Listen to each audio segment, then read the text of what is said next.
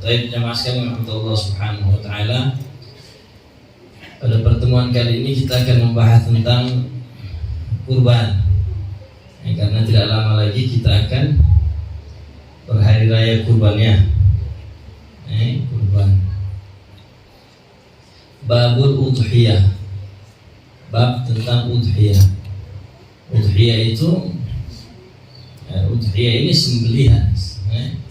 Udhiyah itu sembelihan. Kalau kita orang bilang di Indonesia, kita orang bilang apa? Kurban. Sebenarnya bahasa Arabnya itu udhiyah. Apa itu udhiyah? Hewan tertentu. Tidak semua hewan. Jenis-jenisnya juga sudah ditentukan oleh syariat. Tidak boleh kuda, tidak boleh ayam. Jenisnya sudah ditentukan oleh syariat. Hewan-hewan yang sudah ditentukan oleh syariat yang disembeli pada hari nahar.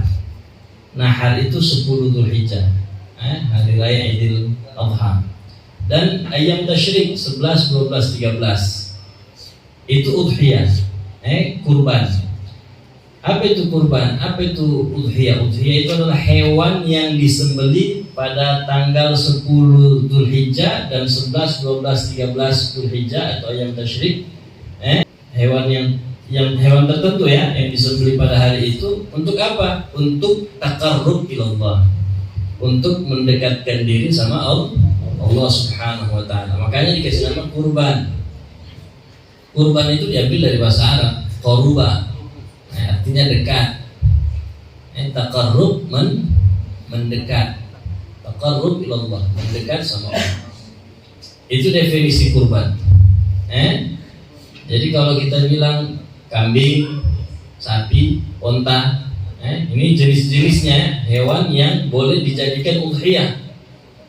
Kalau kita orang bilang kurban dengan kambing, misalnya saya berkurban dengan kambing. Apa itu kurban? Hewan ini yang disembeli pada hari nahar, yaitu hari raya Idul Adha. Dan ayam tasyrik, hari-hari tasyrik 11, 12, 13 yang disembeli pada hari-hari itu untuk apa? Untuk mendekatkan diri sama Allah. Itu namanya kurban. Berkurban artinya mendekatkan diri sama Allah. Tentunya dengan mujahadah. Dengan mujahadah orang kalau mau mendekatkan diri sama Allah. Ada orang ingin mendekatkan diri sama Allah, dia luangkan waktunya untuk bangun malam, dia paksakan diri. Mujahadah itu namanya mujahadah. Dia paksakan, dia upayakan dirinya. Yang tadinya masih mengantuk dia bangun. Ada yang dengan hartanya itu dilawan itu. Hawa, syahwat. Kita punya keinginan untuk memiliki harta sebanyak-banyaknya, dilawan. Tahan, stop. Itu namanya mujahadah. Dibelanjakan di jalan Allah Subhanahu wa taala. Namanya berkurban, bertakarrub.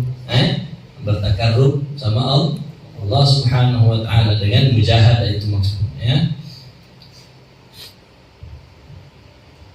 Jadi udhiyah ini atau kurban asal hukumnya wal aslu fiha qabla al-ijma' al-kitab wa sunnah.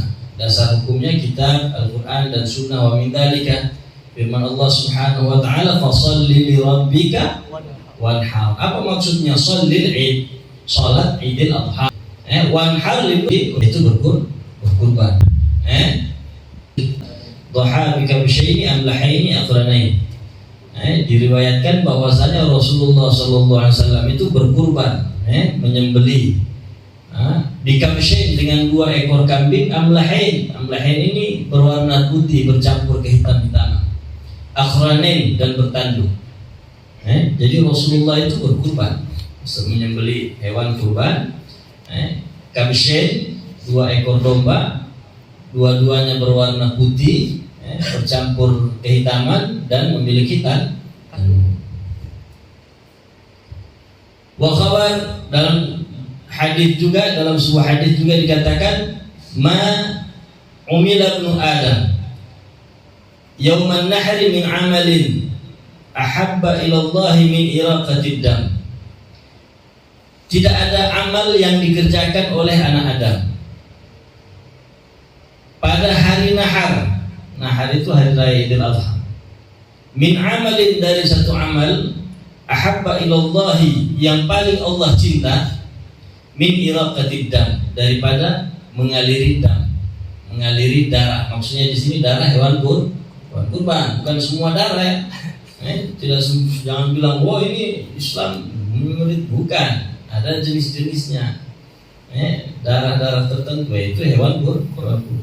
Artinya hadis ini tidak ada amal yang dikerjakan manusia pada hari nahar yang paling Allah cinta melebihi selain daripada mengalirkan darah kurban.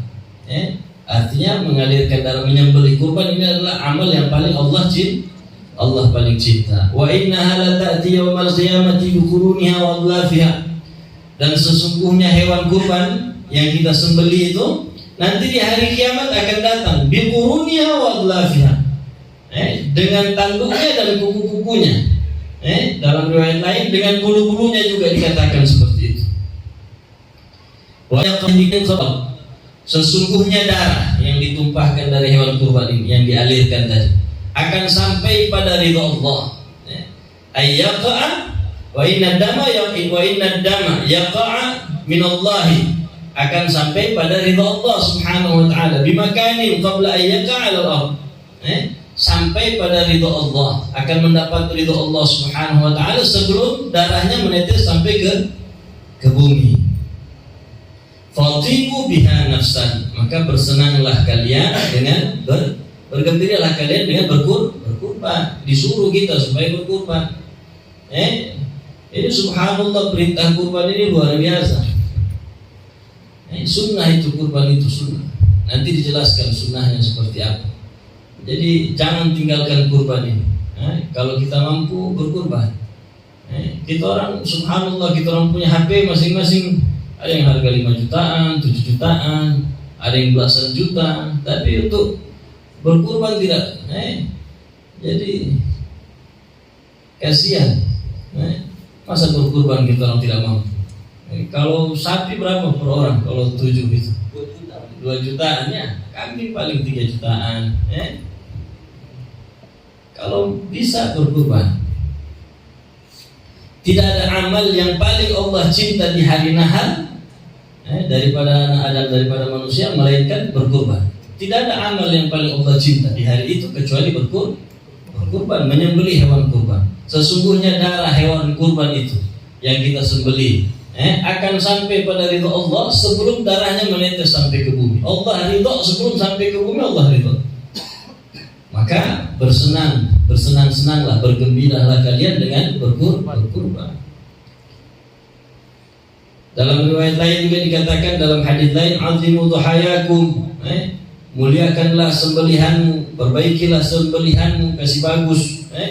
Fa innaha ala surati matayakum, karena nanti disuruh bantu kalian, menolongi kalian. Hewan kurban. Udhiyah ini hukumnya sunnatun muakkadah. Artinya sunnah muakkad. Sunnah yang sangat ditekankan.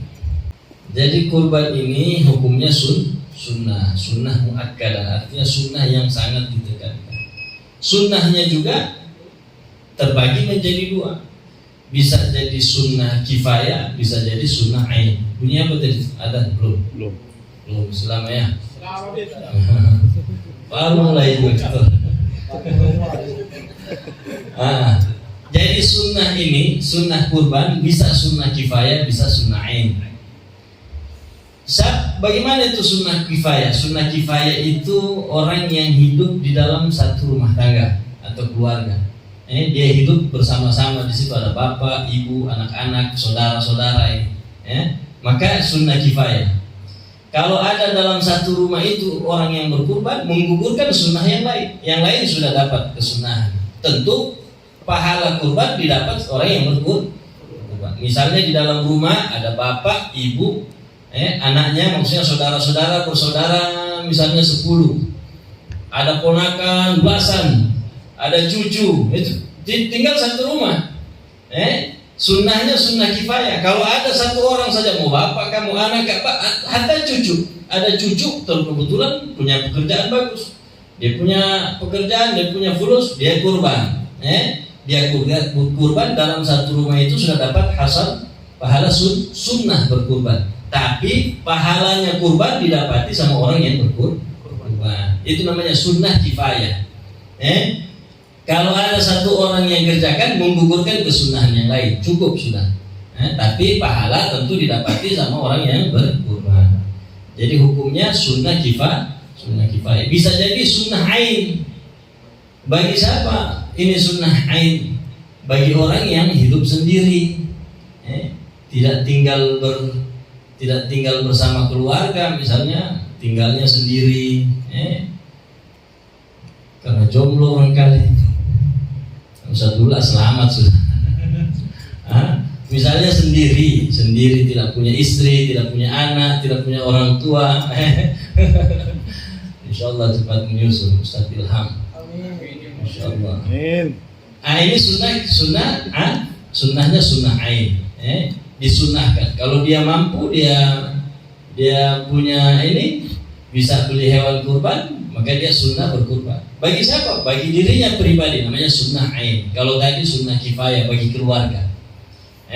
Satu orang mengerjakan menggugurkan sunnah yang lain. Kalau sunnah ain, sunnah individu. Sama dengan fardu kifayah, fardu ain. Kalau fardu kifayah wajib dalam satu daerah atau satu wilayah ada yang mengerjakan. Kalau tidak semuanya dosa. Tapi kalau ada satu yang mengerjakan menggugurkan kewajiban yang lain. Kalau ini menggugurkan sunnah yang lain. Gitu. Fardu ain setiap individu diwajibkan. Kalau sunnah ain setiap individu disunnahkan. Bagi siapa disunnahkan setiap individu berkurban? Bagi orang yang tidak punya keluarga, tinggal sendirian di perantauan, di perasingan atau di mana saja. Dia memiliki kelebihan rezeki, sunnah dia berkurban. La tajibu illa bin nadari. Jadi sunnah berkurban ini hukumnya sunnah. Tidak wajib dia. Kurban itu tidak wajib. Illa bin nadari, kecuali kalau dinadarkan. Kalau dinadarkan, maka kurban itu menjadi wajib. Seperti apa? Kalau dia bilang wajib bagi saya wajib berkurban, maka kurbannya jadi wajib. Atau alai an udhi bihadihi au bisyatin, bagi saya wajib untuk berkurban, itu jadi nazar itu. Atau saya nazar mau berkurban, jadi wajib kurbannya. Atau jadi dua, begini. Kurban ini kan sunnah, asalnya sunnah, bisa sunnah kifayah, bisa sunnah ain. Tidak wajib kecuali dinadarkan. Bagaimana menadarkan? Dengan mengucapkan tadi saya nadar, atau wajib bagi saya berkurban, atau saya atau misalnya dia bilang alayya an udhi bihada, wajib bagi saya untuk menyembelih ini. Itu jadi nadar itu. Artinya kalau nadar menjadi wajib. Yang kedua menjadi wajib dengan mengucapkan kata-kata yang bermakna atau searah dengan makna nadar. Tapi ulama berbeda pendapat masalah yang kedua ini. Kayak apa dia bilang? Ini hewan kurban saya. Itu sebagian ulama mengatakan jadi wajib. Makanya kalau kita bawa kambing ke masjid, bawa sapi, orang tanya apa itu? Bilang sunnah kurban. Jangan bilang ini kambing yang kurban saya ini, jadi wajib intinya. Jadi wajib. Tapi sebagian ulama bilang itu tidak wajib. Sebagian mu'tamad justru bilang wajib. Jadi kalau ada kita punya hewan kurban, kita mau sembelih, kita mau kurban, ditanya orang bilang sunnah kurban, atau tidak usah dijawab, bawa saja. Kalau dijawab nanti ini kambing saya mau kurban ini, takutnya jadi wajib. Artinya bagaimana? Kalau kurbannya wajib, jadi kurban itu tadinya sunnah bisa jadi wajib. Kalau kurban sunnah itu disunahkan kita mengkonsumsinya, disunahkan bagi kita. Kalau mau kita orang sedekahkan semuanya ya boleh saja. Jadikan wajib lebih bagus. Kalau dijadikan wajib, tentu wajib semuanya wajib kita sedekahkan kepada fuqara masakin. Tidak boleh diberikan kepada orang lain. Jelas itu ya. Jadi kurban ini bisa sunnah, bisa wajib. Sunnah kurban ini hukumnya sunnah, tidak wajib kecuali dinadarkan atau dengan makna dengan kalimat yang semakna dengan kalimat nadar, maka dia jadi wajib. Kalau kurban sunnah, disunnahkan kita makan itu daging kurbannya, walaupun sedikit. Bagus lagi kalau kita mau bagi 3, sapi misalnya, kita sembelih sapi, bagi 3, atau kambing, 1 ekor kambing kita potong, dagingnya bagi 3. Sepertiga kita sedekahkan kepada fuqara masakin, sepertiga kita hadiahkan sama orang kaya, sepertiga kita makan pribadi dengan keluarga. Boleh seperti itu? Boleh. Loh kok orang kaya dikasih? Jadi kurban ini bukan zakat, bukan seperti zakat. Kalau zakat itu memang masrafnya 8 asnaf, terutama fuqara masakin. Kalau kurban tidak. Walaupun orang kaya boleh menerima kurban, boleh. Jadi kalau ada orang merasa kaya, merasa cukup, berharta, dikasih hewan kurban, jangan tersinggung. Saya ini dihina, saya ini dianggap saya ini miskin. Ada juga orang begitu. Dia kira saya ini miskin. Kenapa dikasih saya? Marah-marah. Padahal tidak seperti itu. Manfaatnya kurban ini menyeluruh. Mau kaya mau miskin semuanya dikasih. Nanti perbedaannya antara orang kaya sama orang miskin menerima kurban. Kalau orang miskin menerima daging kurban, dia bebas tasarruf. Dagingnya itu dia mau apakan saja boleh. Dia mau makan konsumsi pribadi boleh. Dia mau sedekahkan sama orang lain, dia hadiahkan, dia hibahkan, dia kasih orang lain boleh. Bahkan dia jual boleh. Kenapa? Miskin.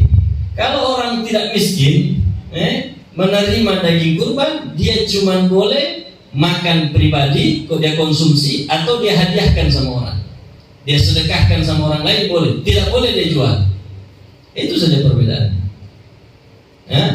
Jadi mau kaya mau miskin boleh saja. Begitu juga kita yang berkurban, sunnah kita makan itu. Rasulullah perintahkan dari kita punya hewan kurban itu, kalau bisa kita makan. Dipilih yang terbaik dari dagingnya. Apa itu bagian yang terbaik dari dagingnya? Hatinya. Sunnah itu makan hatinya. Jadi itu tadi. Kalau hewannya kurbannya sunnah, disunnahkan kita makan. Di paling tidak ada yang kita sedekahkan sama fakir miskin. Tidak boleh, tidak ada juga dikasih sama fakir miskin, dikasih sama orang kaya semua tidak boleh. Atau kita orang makan semua tidak, bukan kurban namanya itu. Pesta. Dia potong kambing, dia potong sapi, baru dia makan sendiri. Bukan kurban. Ya. Perbedaannya kurban sama akikah. Kalau kurban tadi disembeli, disedekahkannya mentah, dibagi dagingnya secara mentah. Kalau akikah sunnahnya dimasak, undang orang, dibikin jamuan, uzuma. Dimasak di rumah, diundang orang, dikasih makan orang di rumah. Itu akikah. Kalau sama kurban banyak persamaannya, banyak persamaannya itu. Artinya tetap ada perbedaan antara kurban sama akikah. Jadi ini tadi ya, kalau kurbannya sunnah, disunnahkan kita untuk memakannya, walaupun cuma sepertiga.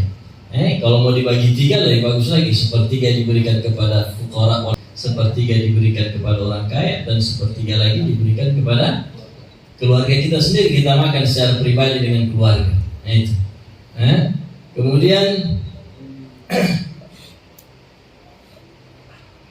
ya, kalau hewannya kurbannya wajib, tidak boleh kita makan.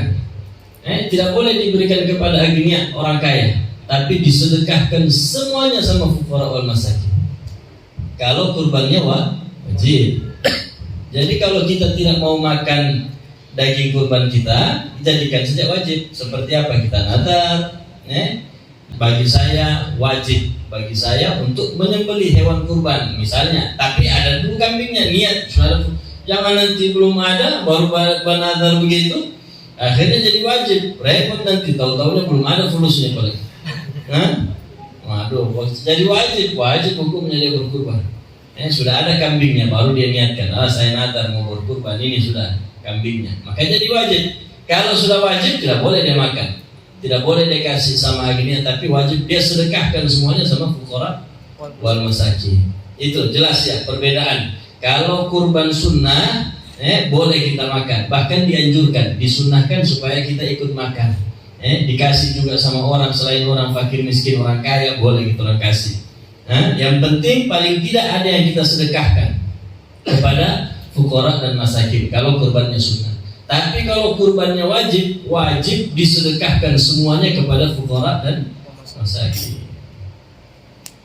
Maka tidak wajib kurban itu illa bin nadar, kecuali dengan nadar, wa biqaulihi, atau dengan ucapan hadhihi udhiyah. Ini coba lihat. Ini udhiyah. Kalau kapan orang bilang ini udhiyah, ini hewan kurban, jadi wajib. Bayangkan dibilang di kitab di sini hadhihi udhiyah, ini hewan kurban, maka jadi wajib. Saya jadikan kambing ini sebagai udhiyah, hewan kurban, maka jadi wajib. Menurut sebagian ulama, walaupun ada khilaf, ada perbedaan pendapat di masalah yang tersebut. Yang jelas kalau wajib dia nazar. Kalau dia nazar menjadi wajib. Lillahi alayya, wajib bagi saya, atau saya nazar berkurban, itu jadi wajib. Kalau ini udhiyah, itu ulama berbeda pendapat. Ada yang bilang jadi wajib, ada yang bilang tidak. Wala yujzi'u illa al-ibilu wal baqaru wal ghanam. Tidak sah kurban itu kecuali dengan ibil. Ibil itu unta, bakar sapi, wal ghanamu kambing. Ada yang bilang boleh ayam, Ustaz. Tapi ada yang bilang boleh ayam. Ada qol jauh, tapi bukan dalam mazhab kita ya, qol jauh. Di Banjar saya pernah dapat orang seperti itu, dia bilang, Habib, saya tetap berkurban pakai ayam. Tapi memang orangnya tidak mampu, kasihan. Artinya dia tidak mampu, dia cuma bisa, dia punya ayam, dia kurban pakai ayam. Tapi yang jelas kalau kapan kita memiliki kemampuan untuk berkurban, tetap kita berkurban. Jangan cuma ayam-ayam terus, tiap ini dia ayam terus, padahal tidak ada. Makanya dia bilang wala yujzi'u illa ibilu, tidak sah berkurban. Tidak bisa dijadikan hewan kurban kecuali unta, bakar, sapi, wal ghanam, dan kambing. Wa afdaluha, yang paling afdal untuk dikurbankan badana. Badana itu unta. Tsumma bakar, urutannya lihat ya. Unta urutannya nomor 1, paling afdal, terbaik unta. Kemudian bakar, bakar sapi. Kenapa? Banyak dagingnya. Unta banyak dagingnya, sapi banyak dagingnya. Kemudian yang ketiga dhaina, domba, kambing domba. Itu lebih afdal. Baru yang keempat kambing kacang, kambing kampung, ma'az, atau ma'az, anzul. Itu kambing kacang, kambing kita yang biasa kita orang lihat-lihat. Jadi itu urutannya. Paling afdal berkurban itu pertama unta, besar kan? Kedua sapi, ketiga domba, keempat kambing biasa. Itu urutannya paling afdal. Wa sab'u syiyahin afdalu minal badana. 7 ekor kambing, 7 ekor domba lebih afdal daripada 7 ekor kambing biasa. Karena domba lebih afdal dari kambing biasa tadi kan. Kemudian 7 ekor kambing biasa lebih afdal daripada 1 ekor unta. Kok bisa begitu? Kan unta besar, dagingnya banyak. Ya, sekalipun dagingnya banyak, tapi semakin banyak mengalirkan darah lebih afdal. Itu tadi hadis itu. Tidak ada amal yang paling Allah cinta di hari nahar melainkan menyembelih hewan kurban. Semakin banyak sembelihan, semakin afdal. 1 kambing kan boleh, dengan syaratnya nanti ya. 1 sapi boleh. Mana afdal, 1 sapi atau 1 kambing? Tentu 1 sapi. Lebih banyak darahnya sapi, lebih banyak dagingnya sapi. Tapi ini 7 ekor kambing sama 1 ekor sapi, mana afdal? 7 ekor kambing. 7 ekor kambing. Semakin banyak darah dialirkan, semakin afdal. Jelas itu ya? Wasab'u syiyahin afdalu minal badana.